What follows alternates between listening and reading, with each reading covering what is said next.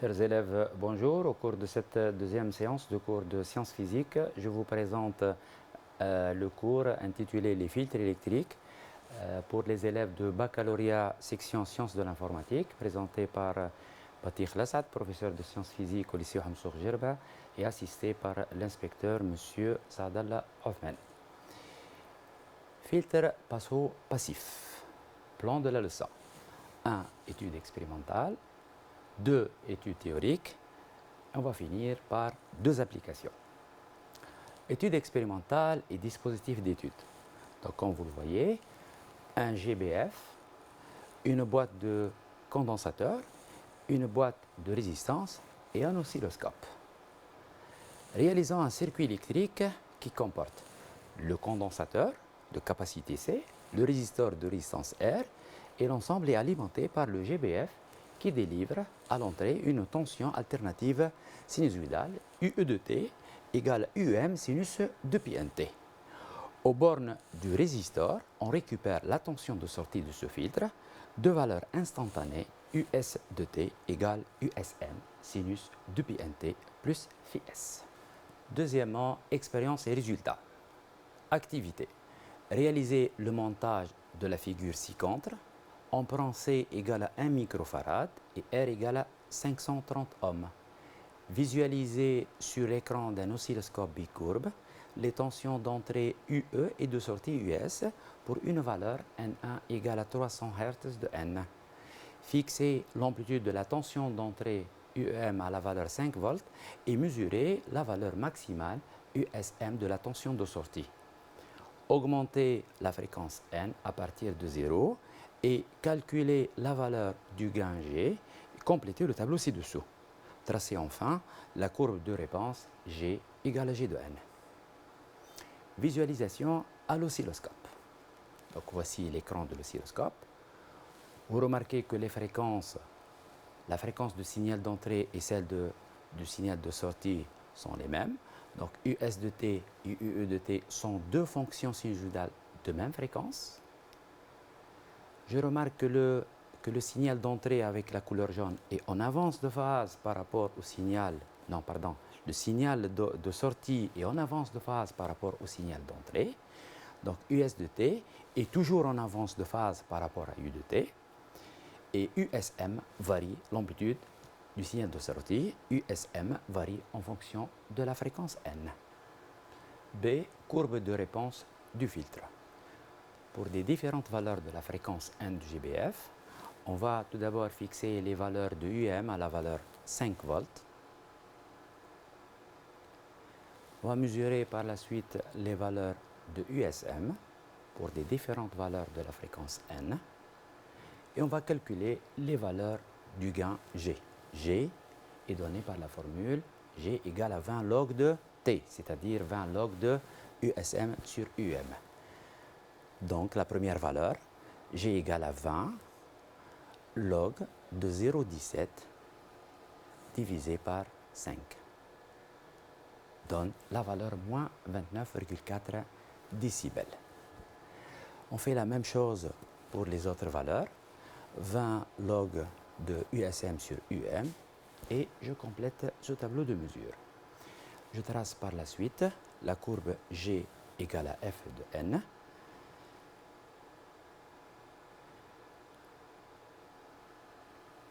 Et voici l'allure de cette courbe. Pour la valeur de G égale à moins 3 décibels, je lis la valeur de la fréquence 300 Hz que je vais noter NB. Je peux déterminer cette valeur en traçant l'asymptote à la courbe. L'intersection de cette asymptote avec l'axe de fréquence me donne exactement la même valeur que j'ai trouvée à moins 3 décibels. Interprétation et conclusion. Le filtre CR est linéaire et ne laisse passer que des hautes fréquences. C'est un filtre passo. La bande passante d'un filtre passo est comprise entre l'intervalle entre NB et plus l'infini. Étude théorique. Commençons par l'établissement de l'équation différentielle. Donc je dois tout d'abord représenter le schéma fléché de notre circuit électrique. US de T aux bornes du résisteur, UC de T aux bornes du condensateur, UE de T à l'entrée de ce filtre CR. D'après la loi des mailles, US de T plus UC de T moins UE de T égale à 0. US plus Q sur C, UC c'est Q sur C, US plus Q sur C égale à UE, or Q égale la primitive de I de T, donc US plus 1 sur C, la primitive de I de T égale à E. L'équation différentielle donc s'écrit US plus 1 sur RC, la primitive de US dt égale à UE. Construction de Fresnel. Notre équation différentielle, US plus 1 sur RC, la primitive de US de t égale à UE, admet comme solution US de t égale à USM sinus de pi nt plus phi de s. Je vais associer à chaque fonction sinusoïdale de cette équation différentielle un vecteur de Fresnel. Le premier vecteur de Fresnel, associé à la fonction US de t, noté au a comme module USM et comme argument phi de s. Pour représenter ce vecteur de Fresnel, on doit tout d'abord choisir un axe de phase. L'axe de phase pour la valeur de phi égale à 0. Ensuite, le vecteur OA de module USM et d'argument phi s. La deuxième fonction de l'équation différentielle, 1 sur RC, la primitive de US dt, égale USM sur 2pi n RC, sinus 2pi nt plus phi de s moins pi sur 2. Donc je vais associer un vecteur noté AB de module USM sur 2pi nRC et d'argument phi de s moins pi sur 2. Donc c'est un vecteur qui doit être orthogonal au premier vecteur. Le vecteur AB doit être orthogonal au vecteur OA, mais dirigé vers le bas. Enfin, pour la fonction UE de t qui s'écrit UEM sinus 2pi nt plus phi de e, je vais associer un vecteur de Fresnel noté OB de module UEM et d'argument phi de e. Et OB égale à OA plus AB. Donc OA plus AB égale à OB. Donc le vecteur OB est un vecteur somme. Voici la construction de Fresnel associée à notre équation différentielle. Troisièmement, expression de la transmittance T. Dans le triangle OAB, application du théorème de Pythagore dans le triangle OAB, l'hypoténuse OB au carré égale le premier côté OA au carré plus le deuxième côté de ce triangle rectangle AB au carré. C'est-à-dire UEM au carré égale USM au carré plus USM sur 2pi nRC au carré. Mettons USM au carré en facteur. UEM au carré égale USM au carré facteur de 1 plus 1 sur 2pi nRC au carré. Donc, T qui est égal à USM sur UEM égale 1 sur la racine carrée de 1 plus 1 sur 2pi nRC au carré. C'est l'expression de la transmittance T établie à partir de la construction de Fresnel. Troisièmement, expression du gain G. G étant défini comme égal à 20 log de T, égal à 20 log de 1 sur la racine carrée de 1 plus 1 sur 2pi n RC au carré, égal à moins 10 log de 1 plus 1 sur 2pi n RC au carré. Remarque, si n est élevé, si n prend une valeur élevée, ce terme-là va tendre vers 0. Donc, G va tendre vers la valeur G0 qui est presque égale à 0. Et si n égale à 1 sur 2pi RC, la valeur de G va tendre vers 20 log de 1 sur racine de 2, qui est égal, bien sûr, moins 3 décibels. Donc, je note NB, 1 sur 2 pi RC. Expression de déphasage, soit delta phi égale phi de S moins phi de E. Dans ce triangle rectangle OAB, la tangente de delta phi, c'est le côté opposé sur le côté adjacent, c'est-à-dire AB sur OA, égale USM sur 2pi NRC divisé par USM. Après une simplification par USM en haut et en bas, tangente delta phi égale à 1 sur 2pi NRC. Application. Exercice numéro 1. Un filtre électrique est constitué, monté en série d'un résisteur de résistance R égale 200 ohms et d'un condensateur de capacité C. L'entrée de ce filtre est alimentée par un générateur GBF délivrant une tension d'entrée de fréquence N réglable, UE de T égale 10 sinus 2pi NT plus pi exprimé en volts. À l'aide d'un système d'acquisition, on a enregistré les courbes A et B de la figure ci-contre représentant les tensions d'entrée UE de T et de sortie US de T pour une fréquence N1 du GBF, bien sûr. Donc, quand je lis un exercice, je peux lire les valeurs numériques. Que représente la valeur 10? C'est la valeur de UM. Que représente la valeur pi? C'est le phi de E. Donc, ce sont des valeurs que je vais utiliser par la suite. Justifier que ce filtre est linéaire. C'est quoi un filtre linéaire? C'est un filtre qui garde la même forme du signal. Le signal d'entrée et le signal de sortie sont deux signaux de même forme, sinusoïdale, chacun d'entre eux, et de même fréquence. On peut comparer la période ou bien la fréquence de ces deux signaux. On remarque que ces deux signaux ont la même forme et la même fréquence. Donc, ce filtre est UE de T et US de T sont deux signaux de même fréquence et de même forme. Donc, c'est un filtre linéaire. Deuxièmement, à identifier la courbe A.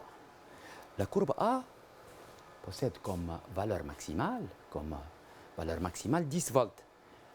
Et d'après l'énoncé, UE de T a comme amplitude UEM égale à 10 volts. Donc la courbe A représente la tension UE de T. On déduire la nature de ce filtre. Quelle est la courbe qui en avance de phase par rapport à l'autre? Donc vous remarquez que la courbe B est en avance de phase par rapport à la courbe A. La courbe A représente U de T. Donc le signal de sortie est en avance de phase par rapport au signal d'entrée. Donc il s'agit de quel type de filtre? C'est un filtre passe-haut. C'est un filtre passe-haut car US de T est en avance de phase par rapport à U de T. Troisièmement, déterminer graphiquement la valeur maximale USM de la tension US de T. USM égale à 10 volts et la fréquence N1, la fréquence 1 sur la période égale à 1 milliseconde, donc 1 sur 1 10 moins 3, ça donne 1000 Hz. Donc graphiquement, USM égale à 7 volts et N1 égale à 1 sur 10 moins 3 égale à 1000 Hz. Quatrièmement, montrer que la fréquence N1 correspond à la fréquence de coupure haute de ce filtre. Si je calcule la valeur de la transmittance T, T égale USM sur UM. USM égale à 7 volts et UM égale à 10 volts. Ça donne T égale 7 sur 10 égale 1 sur racine de 2. Donc c'est la condition pour laquelle la fréquence N1 correspond à la fréquence de coupure. Donc N1, c'est la fréquence de coupure haute de ce filtre. Petit b, déduire la valeur de la capacité C du condensateur. L'expression de la fréquence de coupure, NB, égale à 1 sur 2pi RC. Je fais sortir C, C égale à 1 sur 2pi RN1. Application numérique, C égale 7,96 microfarad. Cinquième question. Pour une valeur N2 de la fréquence de GBF, le déphasage delta phi phi de S moins phi de E égale à pi sur 3 radians. Petit a, montrer que la valeur de la transmittance du filtre vérifie la relation T égale à cos delta phi. Revenons à la construction de Fresnel. D'après la construction de Fresnel, voici le déphasage phi de S moins phi de E. Le cosinus dans le triangle OAB, le cosinus c'est le côté adjacent sur l'hypoténuse. Le côté adjacent c'est USM, l'hypoténuse c'est UM. Donc, le cosinus de delta phi c'est bien égal à T. Donc, d'après la construction de Fresnel, cos delta phi égale à OA sur OB. Ensuite, calculer la valeur de T et en déduire celle de USM. Si le delta phi égale à pi sur 3, le cosinus de pi sur 3 égale à T, donc égale à 1,5. T égale à USM sur UM, donc USM égale à T fois UM égale à 1,5 fois 10, ça fait 50. Exercice numéro 2. Un générateur basse fréquence GBF délivrant une tension sinusoïdale de valeur maximale constante alimente un filtre CR constitué d'un condensateur de capacité C réglable et un conducteur ohmique de résistance R, comme le montre la figure 1. On désigne par UE de T la tension d'entrée du filtre et par US de T sa tension de sortie, avec UE de T une fonction sinusoïdale, UEM sinus de pi nt. Et US de T est aussi une fonction sinusoïdale, USM sinus de pi nt plus phi. Pour une valeur de la tension UEM donnée, on fait varier la fréquence N du générateur. Et pour chaque valeur de N, on mesure la valeur maximale USM de la tension de sortie. Et par suite, on détermine la valeur de la transmittance T du filtre. La courbe de la figure 2 traduit la variation de T en fonction de N. Première question. Rappelez la condition pour qu'un filtre électrique soit passant. Pour qu'un filtre soit passant, il faut que la valeur de la transmittance T soit supérieure ou égale à T0 sur racine de 2. Avec T0, la valeur maximale de la transmittance T. Petit b, déterminer graphiquement la valeur de la fréquence de coupure du filtre et déduire sa bande passante. Voici la courbe T égale à f de n. Pour la valeur T0 sur racine de 2, la valeur de T0 c'est la valeur maximale, donc elle est égale à 1. 1 sur racine de 2, ça donne 0,7. Pour la valeur 0,7, je peux lire graphiquement la valeur de la fréquence de coupure, égale donc 100, 200, 300, 400 et 500 Hz. Donc la fréquence de coupure du filtre NB égale à 500 Hz, donc la bande passante 500 Hz plus l'infini. Ensuite, on considère deux signaux S1 et S2 de fréquences respectives, N1 égale à 300 Hz et N2 égale à 800 Hz. Lequel des deux signaux est transmis par ce filtre? Quand est-ce qu'un signal est transmis par un filtre? Si sa fréquence appartient à la bande passante. Donc je possède deux signaux. Le premier de fréquence N1 égale à 300 Hz. Est-ce que N1 égale à 300 Hz appartient à cette bande passante qui est comprise entre 500 Hz et plus l'infini? Bien sûr que non. Donc je dis que le signal S1 n'est pas transmis car la fréquence N1 n'appartient pas à la bande passante. Alors que la fréquence N2 égale à 800 Hz appartient à cette bande passante. Donc je dis que le signal de fréquence N2 est transmis par ce filtre. Donc le signal S1 n'est pas transmis car N1 n'appartient pas à la bande passante, 500 plus l'infini, et le signal S2 est transmis car N2 appartient à la bande passante, 500 Hz plus l'infini. Deuxième question. Rappelez l'expression de la transmittance T d'un filtre passo-passif. D'après la construction de Fresnel, nous avons établi cette expression dans le triangle OAB, nous avons appliqué le théorème de Pythagore et nous avons trouvé cette expression. T égale 1 sur la racine carrée de 1 plus 1 sur 2 pi RC n au carré. On déduit l'expression de la fréquence de coupure NB du filtre. Pour t égale à 1 sur racine de 2, c'est-à-dire la fréquence NB doit être égale à 1 sur 2 pi RC, pour que ce terme-là prend la valeur 1, pour que la transmittance T prend la valeur finale 1 sur racine de 2. Donc, la fréquence de coupure basse NB égale à 1 sur 2 pi RC. Calculez la valeur de R, sachant que C égale 0,6 microfarad. NB égale 1 sur 2 pi RC. Je fais sortir R égale 1 sur 2 pi NB fois C. Et puis, je fais le calcul, je trouve R égale 530 ohms. D. Calculer la valeur limite de la résistance R permettant la transmission des deux signaux S1 et S2 considérés dans la question 1C. Tout à l'heure, nous avons dit que le signal S1 de fréquence N1 égale à 300 Hz n'est pas transmis. Pourquoi? Parce que la fréquence N1 Hz n'appartient pas à la bande passante 500 Hz plus l'infini. Donc pour que les deux signaux seront transmis, il faut que les deux fréquences N1 300 Hz et N2 800 Hz, il faut que ces deux signaux se trouvent dans la bande passante. Donc je dois changer la valeur de NB. La fréquence NB, la valeur limite de NB, elle doit être égale à 300 Hz. Parce que pour un filtre passe-haut, il transmet les signaux de haute fréquence. Donc il faut que les deux valeurs, 300 Hz et 500 Hz et 800 Hz, se trouvent dans la bande passante. Donc il faut que cette bande passante soit de 300 Hz jusqu'à plus l'infini. C'est la valeur limite. Donc la valeur limite de la résistance R permettant la transmission des deux signaux S1 et S2 telle que NB égale à 300 Hz.